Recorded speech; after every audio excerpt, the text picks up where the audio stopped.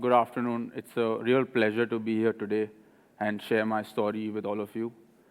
From a very young age, I knew that my passion for racing was more than just a hobby. It really was a dream and a goal that I was willing to work for relentlessly. And today I want to share with you my story and how I turned that dream into a reality, and how you can also chase yours, no matter how big or challenging the dreams may seem.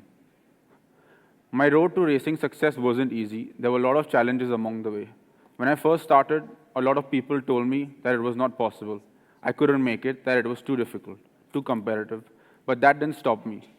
I wanted to prove that passion, and I knew that I could overcome any obstacle. My passion for speed and love for motorsport really started at the age of 6. I used to watch Formula One on TV with my parents and my sister. We used to watch Formula One pretty much every single weekend when I had the chance. Not only then, I used to love going to go-kart tracks, but in India, they only had big go-karts at Chembur. So I used to sit in the side go-kart with my dad and just take laps. I used to keep telling him to go faster because I enjoyed the speed. One day I was fed up of sitting in the side, so I pleaded with them whether I could drive the go-kart. They said I was too little and too small, and I could barely reach the pedals. So they put 2 pillows behind my back, and that was the first experience I had in a go-kart. From then on, I fell in love with racing. It was something that I wanted to do the whole time. But unfortunately, in India, we never really knew that racing was competitive or whether there was a space for me to make it a career. So my dream kind of all faded away in just a few minutes.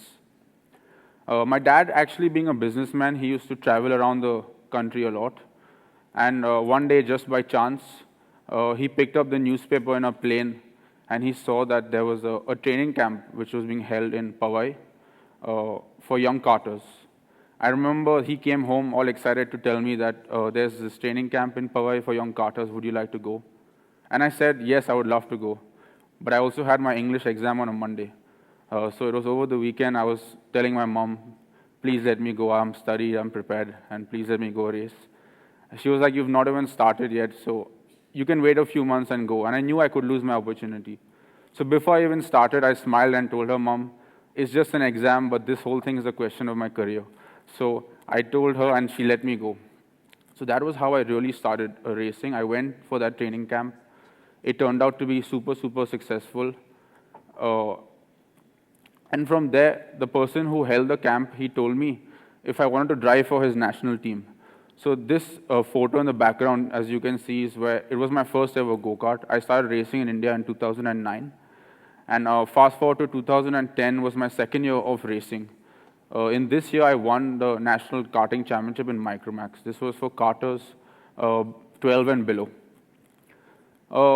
In the initial phases, I only raced in India. So I moved from Micromax into juniors, which were for karters between the ages of 13 and 17. It was my first year in this category. Honestly, things were going really well. I was competitive from the beginning. And in that year, I got news from outside that Force India were hosting a 1 in a billion hunt. This 1 in a billion hunt was for one Indian talent that they wanted to find to groom all the way from karting to Formula One. So I was super excited about it. Unfortunately, when the campaign came out, it said that it was between people from 14 to 18 years old. And I was only 13. So I was super disappointed, and I was like, oh crap, I cannot even enter this competition. But I was, like I said, competing in junior at the same time.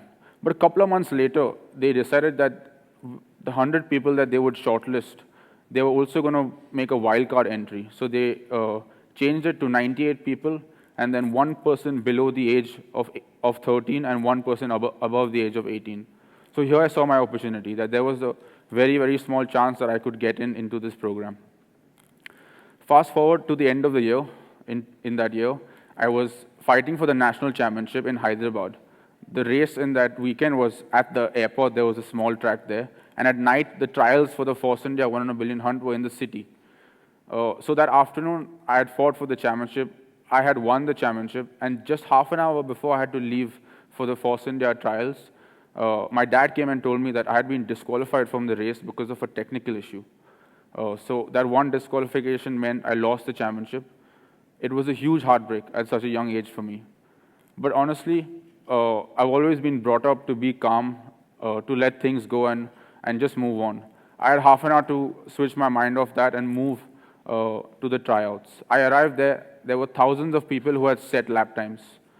And I had to go there and be the fastest. And over time, it took around half an hour, and I ended up being the fastest just by a small amount, 1/100th of a second. And that 1/100th of a second completely changed my life. I ended up qualifying for the top 100. From there, they shortlisted 50, 25, and finally, the final 3 were selected. I was one of the 3 winners over there. We then moved. I decided that I wanted to pursue racing as a profession. Even though I was a home boy, I was born up in the other Parsi colony. I didn't like to really leave my house. I decided at a young age of 13, that I would leave the country and move to the UK to pursue my career in racing. So as you see, this is the photo of me when I was one of the 3 winners with the Force India Academy.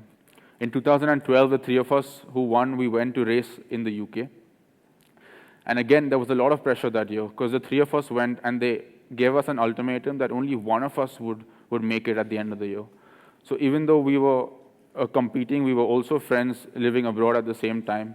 At the end of the year, it was super successful, and I managed to be one of the winners. A lot of sacrifice and went into racing. From a very young age, I remember that I used to love eating Parsi food, eating mutton dhansak, but people told me that you have to stay fit, stay light, and that's what it means to be a professional athlete. So that was super difficult. When I first went to the UK, I remember I had not ever raced in the rain. Racing in the rain was unheard of for me. I had gone there, and my first ever race was in 0 degrees, cold, rain, and I went there and I didn't do well at all. So I wanted to then become good. My school being a sports school in the UK, they allowed me all the freedom in the world.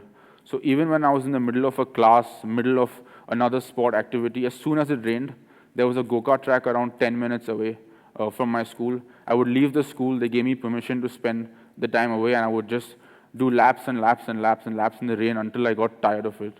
From not being good at all in the rain, I then became one of the best drivers in the world in the rain, and I was always looking forward to it. At the same time, I continued my education in school. I didn't give up. I was doing my GCSEs in the UK. And the continuous support of my family, which for me was the most important thing.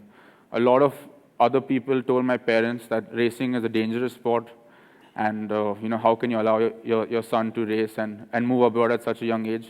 But my parents supported me the entire way. I had a very successful karting career moving forward. In 2013, I won the British Karting Championship.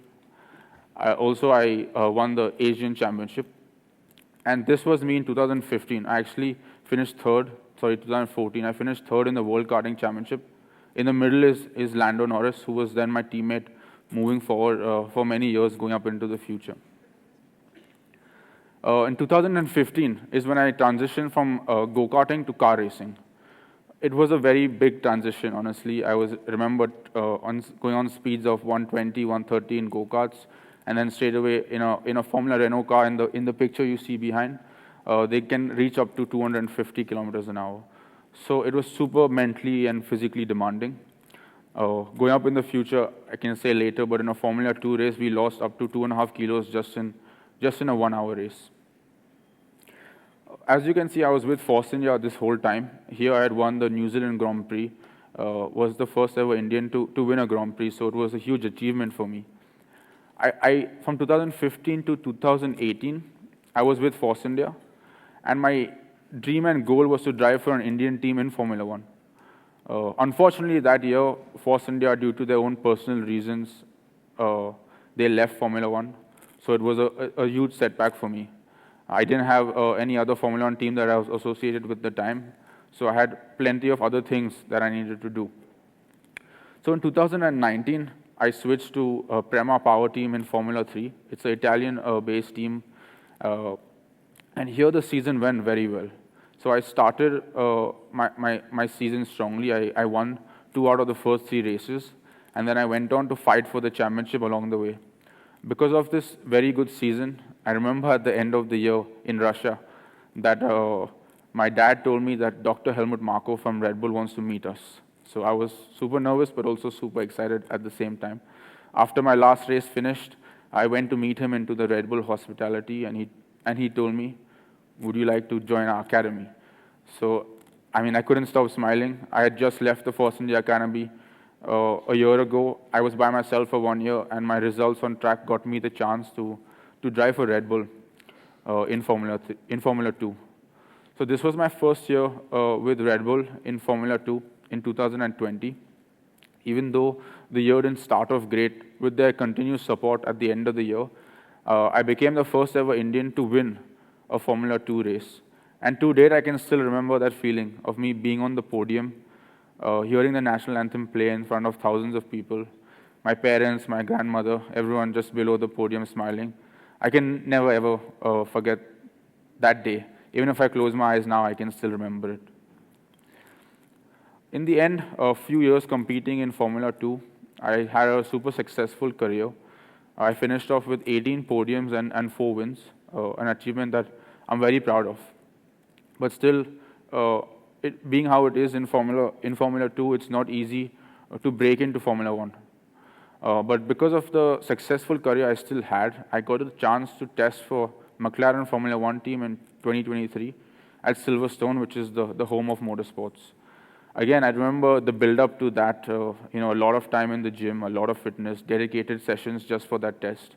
And one day before, people asked me whether I was nervous. But strangely, I don't get nervous apart from speaking. Apart from that, when it was coming related to racing, I didn't really get nervous at all. So people, I just told them like I couldn't stop smiling. I've been waiting for this opportunity since I was 10 years old. And I remember rolling out of the pit lane, just booting the throttle down, and my head went to the back of the headrest, and I was just so excited. In 2024, after that, I drove in Formula E. I moved from combustion cars to electric cars. Even though they don't sound as cool, Formula E cars are quite cool. In fact, they accelerate from 0 to 100 kilometers in just 1.8 seconds, which is even faster than Formula 1 cars.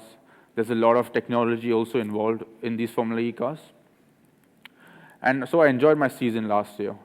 Unfortunately, after 15 years of competitive racing, 2025 is the first year that I've not got a seat in the desired championship that I wanted to race in.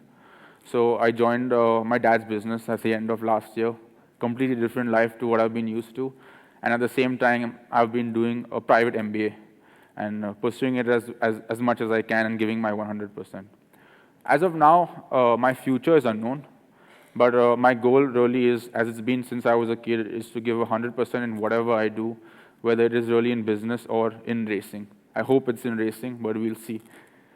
So yeah, in all, that was a very small glimpse of my journey in motorsport, and I really hope it inspires you all to follow your passion and try to turn your dream into a reality. Thank you.